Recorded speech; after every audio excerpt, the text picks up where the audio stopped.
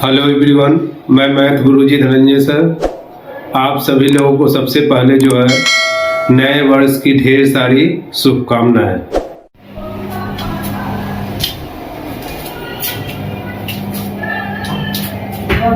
Hello everyone, मैं math गुरुजी Dhananjay sir.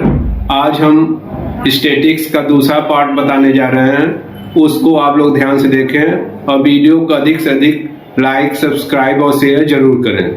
अब statics का दूसरा पार्ट है जिसमें ये है ग्रुप फ्रीक्वेंसी डिस्ट्रीब्यूशन टेबल बनाना है। ग्रुप फ्रीक्वेंसी डिस्ट्रीब्यूशन टेबल कैसे बनाएंगे उसको आइए हम लोग देखते हैं कि जब कोई डाटा दिया रहेगा, जैसे ये डाटा दिया गया है। अब ये डाटा दिया गया है, यहाँ पर हम इसको असेंडिंग ऑर्डर में लिख दिए हैं, लेकिन जो क्वेश्चन में आपके डाटा दिया रहेगा वो असेंडिंग ऑर्डर में नहीं रहेगा। तो सबसे पहले जो भी डाटा दिया रहेगा आपके क्वेश्चन में, उसको सबसे पहले आपको क्या करना है, असेंडिंग ऑर्डर में लिखना है। तो आप असेंडिंग ऑर्डर में इस तरह से लिख लीजिएगा। अब उसका ग्रुप डिस्ट्रीब्यूशन टेबल क्यों कहा गया है, ग्रुप फ्रीक्वेंसी डिस्ट्रीब्यूशन टेबल इसको क्यों कहा गया, क्योंकि इसको ग्रुप में डिवाइड किया गया। देखिए 0 से 10 तक कितने ये मार्क्स दिया गया है, ये बच्चों का क्या दिया गया है, मार्क्स दिया गया है। तो हम पहले ग्रुप में इसको अलग अलग कर लेंगे कि 0 से 10 तक कितना मार्क्स पाए हैं बच्चे, और 10 से 20 तक में कितने बच्चे पाए हैं मार्क्स, और 20 से 30 तक में कितने बच्चे मार्क्स पाए हैं, ये यहाँ पर शो किया गया। मतलब ग्रुप में ये शो किया गया है, इसीलिए इसको ग्रुप फ्रीक्वेंसी डिस्ट्रीब्यूशन टेबल कहा गया है। अब आपको समझ में आ गया होगा कि ग्रुप फ्रीक्वेंसी डिस्ट्रीब्यूशन टेबल किसको कहते हैं, कि मतलब जो भी डाटा रहे उसको एक सीरीज में आप ग्रुप में डिवाइड कर लीजिए। मतलब ये कि जैसे 0 से 10 तक जितने भी बच्चे मार्क्स पाए हैं वो यहाँ में लिखना है। तो ये लिखना तभी आसान होगा जब इसको असेंडिंग ऑर्डर में आप लिखिएगा। तो हम देखते हैं कि 0 से 10 तक कितने बच्चे मार्क्स पाए हैं। तो यहाँ पर हम देख रहे हैं 1 2 3 4। एक चीज और आपको समझा दें कि 10 नहीं काउंट किया जाएगा। 0 से 10 में कभी भी 10 नहीं, ये 0 से लेके 9 तक ही नंबर काउंट करेंगे। ये दिमाग में आप बैठा लीजिए कि जब भी आप ग्रुप फ्रीक्वेंसी डिस्ट्रीब्यूशन टेबल में बनाइएगा तो जब 0 से 10 दिया रहे तो आप यहाँ 9 तक ही नंबर काउंट करिएगा। 10 वाला आप दूसरे ग्रुप में आप 10 से 20 तक वाले में काउंट करिएगा। ये आपको मालूम हो गया। ये 0 से 10 लेस मतलब 10 से कम तक आपको काउंट करना है।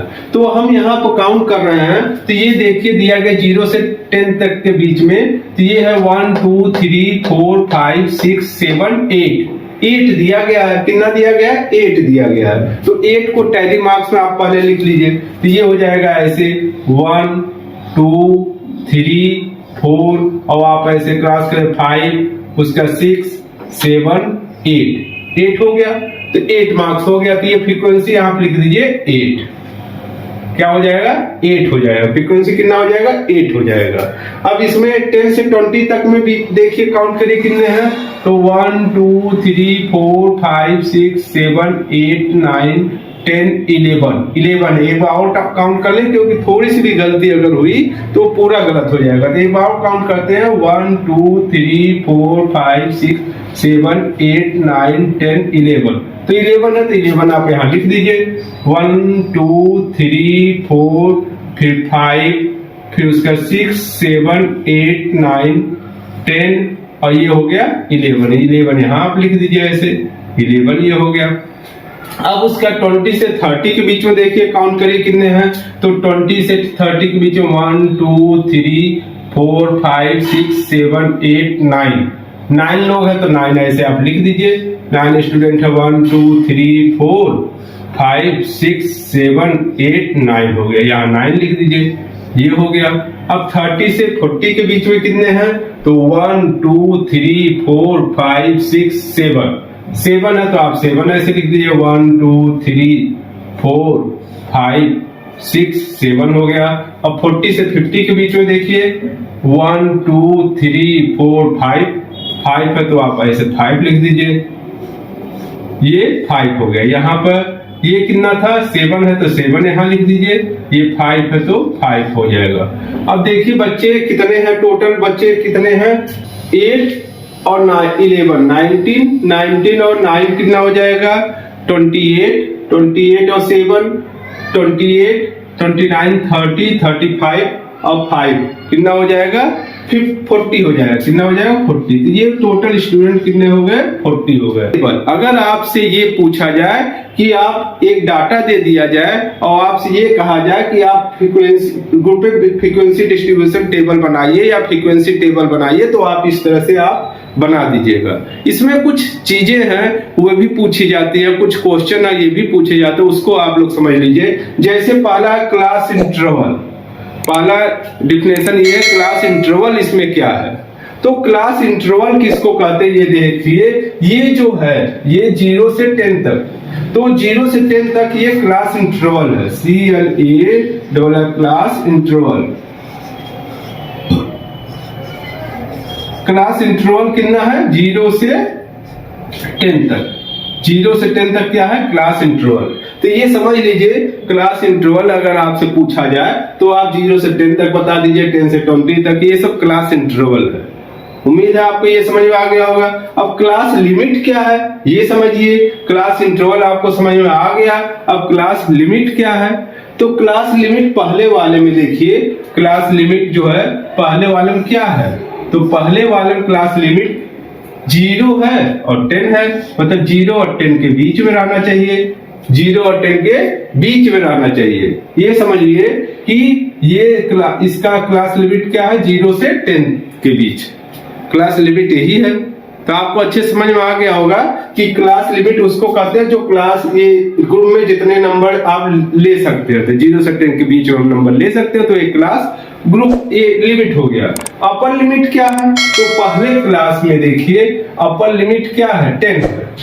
पहले में अपर लिमिट कितना है 10 है, तो ये 10 क्या हो जाएगा अपर लिमिट।